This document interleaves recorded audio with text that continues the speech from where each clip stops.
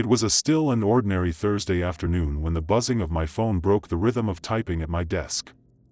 I had been polishing off the last lines of an end-of-day report, the kind of task that usually required focus, when the glow of the screen caught my attention.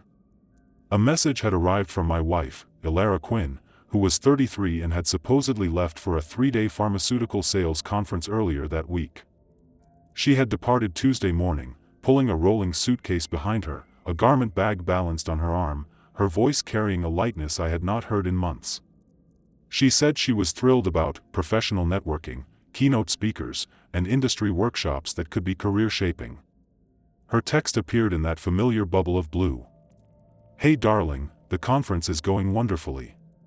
They even added some bonus sessions for high performers and extended things through Sunday evening. Don't wait up for me. Love you." I began composing a response, a plain but supportive line. "That's fantastic, I'm glad it's going so well for you," when the phone vibrated again, this time with an incoming call. My eyes dropped to the caller ID, and I felt a tightening in my chest, like a knot being pulled too hard. The name displayed on the screen was Mr. Thorne, Ilara's direct supervisor. I pressed accept. "This is Cashin," I said, steady but guarded. His voice was polite, wrapped in formality, but I could hear concern threading through it. "Hello, Cashin. I hope Ilara is feeling better. We've been worried, since she phoned in sick for the conference. You know attendance is mandatory. Missing it will count against her review this quarter." For nearly 10 long seconds I didn't answer. The handset grew warm in my palm. The air in my office suddenly seemed too sharp, the lights too bright, and silence pressed in like a weight. I could hear the faint sound of Mr. Thorne's breathing, waiting for me to respond. At last, with deliberate care, I replied. "Thank you for telling me, Mr. Thorne. I'll make sure she understands how this affects her standing." He hesitated. "Wait, she told us it was a stomach flu. Is she all right?" "She's fine," I said evenly, voice controlled. "I appreciate the call." I ended the call and looked down at Ilara's cheerful text again, reading it as though the words might shift and reveal the truth behind them. "The conference is going wonderfully." The lie was so effortless. Smooth, unburdened, coated with a casual sweetness. She had even added "love you" at the end, like powdered sugar dusted on something spoiled. I opened Find My Phone. The previous year, after Ilara had misplaced her phone in a crowded mall, I had quietly activated location sharing to help us recover it. She had never disabled the feature. Now her little dot glowed bright on the map, not 3 states away at the official hotel for the conference, but less than an hour from our house, at the Granite Peaks Resort. This was classic Ilara. She carried herself as though she were always the smartest person in the room, and at times she could be. But once she convinced herself she was untouchable, her carelessness betrayed her. She had booked the hotel using our shared credit card, leaving a record. She had ignored the fact that her phone's location was visible. She had assumed I would never have contact with Mr. Thorne, dismissing him with the excuse that he creeped her out. Contradictions didn't disturb her to her, they were details meant to be pushed aside, obstacles to steamroll through. I didn't smash anything. I didn't scream. I didn't feel the dramatic explosion of fury that films teach us to expect. Instead, what came was a cold, unwavering clarity. A clean, sharp solution to an equation that had lingered unsolved for too long. So I picked up the phone and dialed my brother-in-law, Garrick Vale. He was not just family, he was a divorce attorney, the very man who had introduced Ilara and me 8 years before and stood beside us when we exchanged vows. He answered on the first ring. "Garrick, let me ask you a hypothetical," I said, my voice steady but heavy. "If someone wanted to file for divorce in this state, on the grounds of adultery, what kind of proof would be required?" "Evidence," he answered instantly. "Screenshots, receipts, location records, credit card statements." "Cashin, why do you need to know? How soon could those papers be ready?" A heavy exhale came through the line. "This isn't a hypothetical, is it? Can you have them prepared tonight?" He paused, a silence loaded with the weight of history between us. "Cashin, what happened?" Ilara's at a resort 40 minutes away. She's supposed to be at a conference 3 states over. The quiet stretched again. When Garrick spoke next, his tone was no longer that of family but of a lawyer ready to act. "I'll have them ready. Be at my office by 7. The next 2 hours I moved through our house like someone cataloging a warehouse. 7 years of marriage. No children. By choice. She had always said she wanted to focus on her professional growth.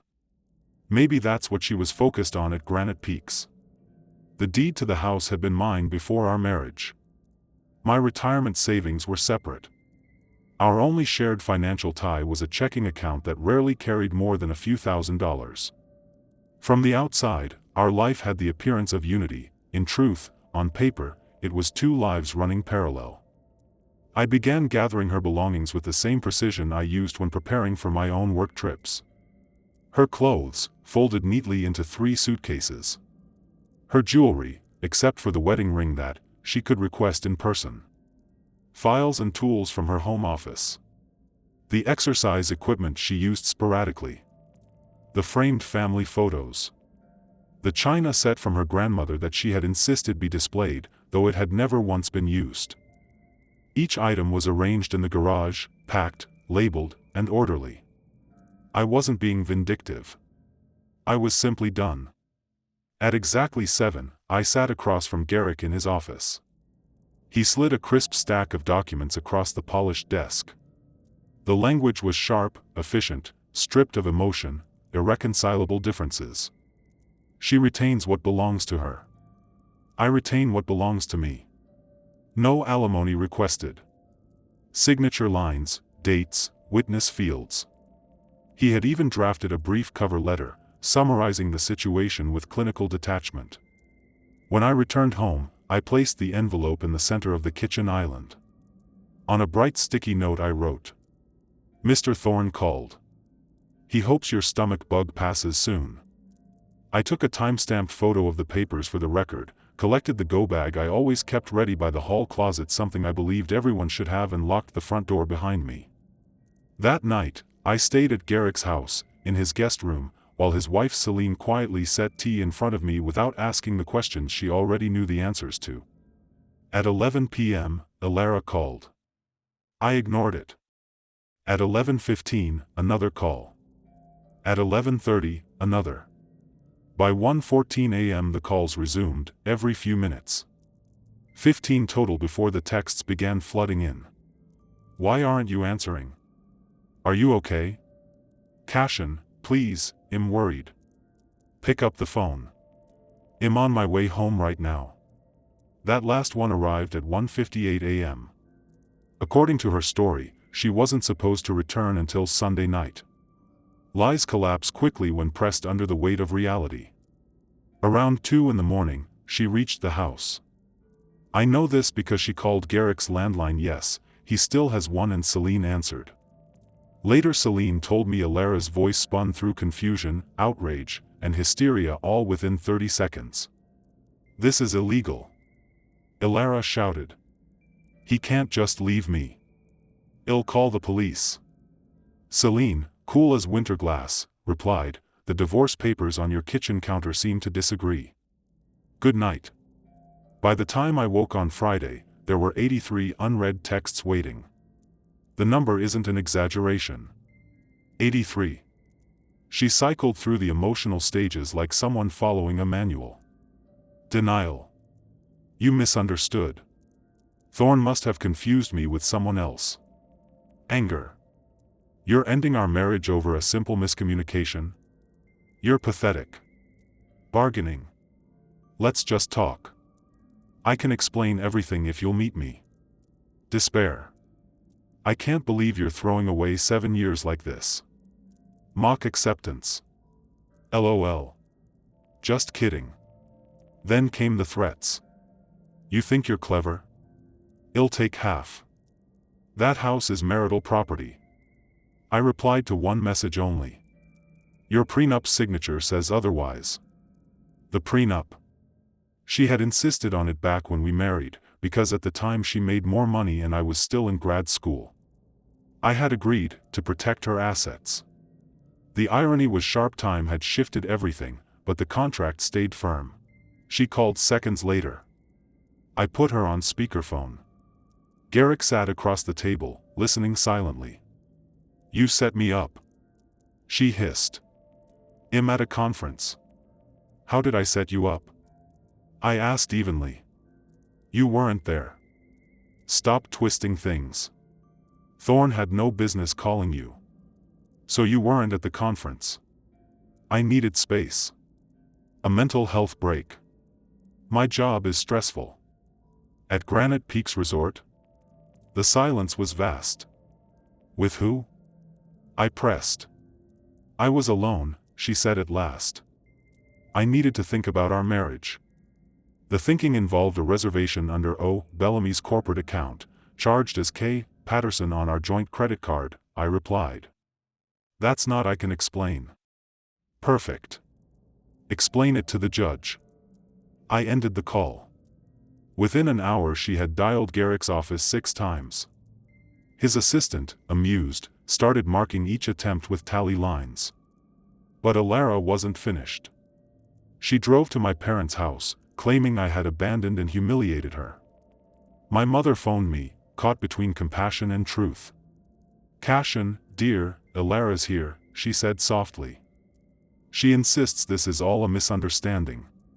Mother, she spent the week in a hotel with another man while telling 2 different lies. There's nothing to misunderstand." There was a pause. Then my mother asked, dryly, "Should I still offer her tea?" "That's your decision, Mother. I'll give her water. Tea is for family." Later I learned she had poured a plain glass of tap water, listened in silence for exactly 5 minutes, and then said, "That's unfortunate. You should go." But Alara couldn't leave it there. She turned up at my office next. The security desk rang me. "There's a woman here named Alara who says she's your wife and insists on seeing you." "Ex-wife," I corrected. "And no, thank you. She says it's urgent. Unless she's on fire right now, it can wait." Security turned her away, but she lingered outside for 2 full hours, pacing and gesturing wildly on her phone. Colleagues sent me photos like it was entertainment. She was clearly grasping for a story where she was still the victim. That night another text came. "If you don't meet me, I'll tell everyone what kind of man you really are. How you controlled me." I forwarded it to Garrick. He chuckled. "Let her. Discovery will make for good theater." She never followed through. I found out why on Saturday evening, when my phone rang and a steady voice introduced herself. "Is this Cashin Hale?" she asked. "Alara's husband?" "Soon to be ex," I said. "This is Lyra Bellamy. I think it's time we talked." To be continued. Meeting Lyra Bellamy was clarifying in ways I did not expect. We agreed to meet on Sunday morning at a quiet coffee shop halfway between our homes. She arrived precisely on time, wearing a blazer over a simple blouse, and she carried a folder that looked thick enough to contain a semester's worth of research. She placed it on the table and slid it toward me. "I have been suspicious for months," she said, stirring her coffee with slow, deliberate motions. "So I hired a private investigator. Everything is in here." Inside were photographs of Oren Bellamy and Alara Quinn on lunch dates stretching back half a year. There were receipts from not just Granite Peaks Resort but from 3 other hotels scattered across the state. There were screenshots of messages Oren had exchanged with a friend, boasting crudely, "Pharma sales girl thinks I am leaving my wife. She buys me drinks. She is basically funding my weekends." Lyra's tone was dry as desert stone. "Oren makes $45,000 a year as a junior marketing associate. I am a software engineer. I make nearly 4 times that. Your wife thought she was trading up. She was not." I showed her one of Alara's recent texts demanding half of everything. Lyra actually laughed into her latte. "Half of what?" "Oren's second-hand gaming console. His 10-year-old Honda Civic. That is registered in my name, by the way." We compared notes. Alara had told Oren that I was abusive, controlling with money, and uninterested in intimacy. She said I was probably gay because I went to the gym with my longtime friend Bastian. None of it was true. She had multiple credit cards in her own name. She had her own accounts untouched by me. And as for intimacy, the idea of a dead marriage bed was news to me.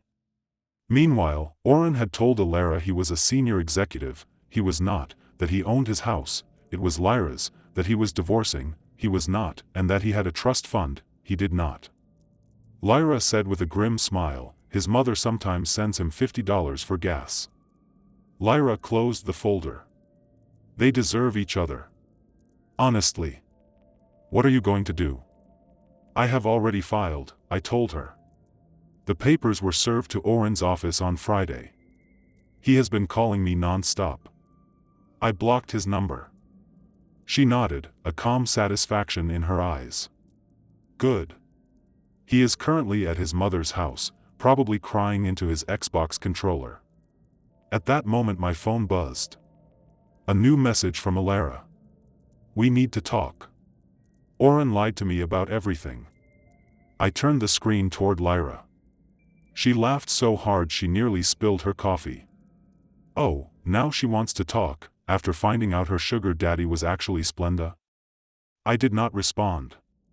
But Alara kept texting. He is married. He lied. I made a mistake. Can we meet for coffee? Cashin, please. I know you are reading this. This is so immature. Answer me. The last one arrived at 2 a.m., written entirely in capital letters.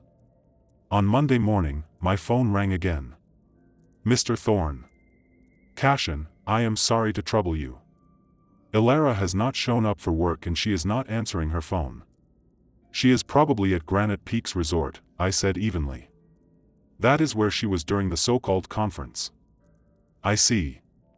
That is unfortunate. We will handle it internally. By Tuesday, Alara was fired. Not technically for the affair, but for dishonesty, lying about being ill and missing a mandatory conference. Several co-workers had spotted her dining with Oren midweek while she was supposedly bedridden. Human Resources compiled reports, and the decision was swift. She attempted to claim unemployment benefits, but the request was denied due to misconduct. That night, around 11 o'clock, she and her sister Moira appeared drunk at Garrick's front door. They pounded on the wood, shouting about marital rights. Celine Vale called the police. Alara screamed that I had stolen her house. The officers asked for proof. She had none. The deed was in my name long before our marriage. Moira attempted to record the confrontation secretly, but she dropped her phone, cracking the screen. Then she demanded Garrick pay for the damages since it occurred on his property. Garrick simply handed her his business card and said, "Feel free to sue." By Wednesday, the situation escalated further. My bank alerted me, someone had tried to access my accounts using my social security number and date of birth. But they failed the security questions. I had long ago set a false answer for my mother's maiden name, anticipating exactly this kind of intrusion. The attempt was flagged as fraud, a felony offense. But Alara and her family were not finished. The courthouse smelled faintly of disinfectant mixed with the dusty trace of old files. On the morning of the hearing, I walked in beside Garrick, his leather briefcase weighed down with evidence. Across the aisle, Alara entered in a spotless white pantsuit, carrying herself as if she were stepping into an award ceremony rather than the official end of her marriage. She wasn't alone. Isolde, Moira, and Sabina trailed behind her, with the inevitable Draven, the self-proclaimed life coach, hovering like a prophet. He clutched a leather journal in one hand and wore strands of prayer beads wrapped around his wrist like armor. Together they looked less like a family and more like a ragtag crusade, convinced they had justice on their side. The judge entered, a silver-haired woman in her 60s whose expression had been honed by decades on the bench. When her gavel struck the wood, the atmosphere in the courtroom shifted instantly. Garrick began with careful precision. He stacked the proof piece by piece: hotel receipts, banking records, fraudulent sick notes, the police incident reports from his own home, a record of harassment, copies of threatening texts from both Elara and Isolde, and finally the investigator's file that Lyra had provided, thick with photographs and transcripts. Elara's lawyer, his face flushed with effort, tried to reshape the story. "Your Honor, my client was emotionally neglected. She sought comfort elsewhere because she was left with no other choice." The judge lifted a single eyebrow. Her voice was cool, edged with steel. "So your client deceived her employer, engaged in adultery, attempted financial fraud, harassed both the plaintiff and his legal counsel, and organized disturbances at his workplace. And yet your argument is that the husband is the one at fault?" The lawyer stumbled over his words. Elara herself stood up, her voice trembling but loud. "Your Honor, you don't understand the emotional abuse I endured." The judge cut her off firmly. "What I understand is that you used a joint credit card to book hotel rooms with another man. That you attempted unauthorized access to your husband's accounts. That police were called multiple times because of your behavior. What I cannot understand is how you imagine any of this entitles you to compensation." The silence that followed was crushing. Elara collapsed back into her chair. The ruling came quickly. Divorce granted. Prenuptial agreement enforced. Assets separate. Elara left the marriage with nothing beyond what she had brought into it. Worse still, she was ordered to pay my legal costs, $8,700. On the courthouse steps, Isolde erupted into shrill cries about injustice. But in an unexpected twist, Elara finally turned to her and muttered, her voice drained, "Mom, stop. It's done." Isolde blinked, stunned. "But baby, we can appeal." "With what money?" Elara snapped. "I'm unemployed. Oren's broke. It's over." For a brief instant, silence settled, reality pressing through her illusions. Then she turned toward me, her face twisted with spite. "I hope you're satisfied. You got everything you wanted." I met her gaze calmly. What I wanted was a loyal wife. What I received was a clean divorce. At that, Draven puffed out his chest, his voice swelling with mock authority. "This is all part of the greater plan of the universe," he intoned. Before I could respond, Lyra, who had come to watch, snapped back with cutting precision. "The universe's plan was for your client to keep her legs closed. She failed." Laughter rippled across the steps. Even the bailiff had to hide his grin behind a hand. That was the end. In the months that followed, I heard bits and pieces about what became of them. Elara now works at a kiosk in a shopping mall, selling phone cases and portable chargers. She still lives with Isolde, but her mother now demands rent. Oren crawled back to an old high school girlfriend, a woman with 3 children by 2 different fathers. Moira has started a blog about surviving toxic relatives, apparently blind to the irony. Sabina insists she's writing a screenplay about the ordeal, though no one believes she'll ever finish it. And Isolde herself was recently arrested for scratching up a stranger's car during a parking lot argument. As for me, my life has quieted. The house is peaceful, filled with sunlight instead of tension. My boss even promoted me, impressed that I carried myself with composure during chaos. I've started seeing Callista, a schoolteacher who listens to the whole saga with disbelief. More than once she stopped mid-laugh to say, "Wait, she really did that?" Then she laughs again, and the sound feels like coming home.